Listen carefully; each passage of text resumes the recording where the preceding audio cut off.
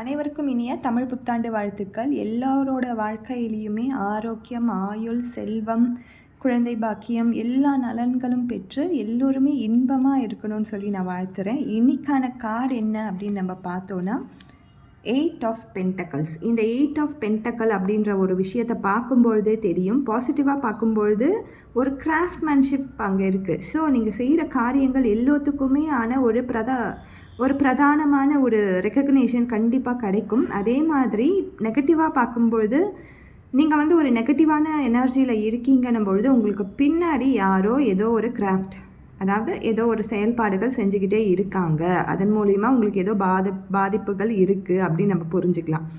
அதுவே பாசிட்டிவாக பார்க்கும்பொழுது நீங்கள் செய்கிற எல்லா செயல்களுக்குமான ரெக்கக்னேஷன் அண்ட் பேர் எல்லாமே கிடைக்கும். ஸோ உங்கள் வாழ்க்கையில் இந்த தருணத்தில் எது இருந்தாலும் பரவாயில்லை, அதிலேருந்து வெளியில் வரத்துக்கான சொல்யூஷன்ஸை மட்டும் பாருங்கள். தேங்க்யூ.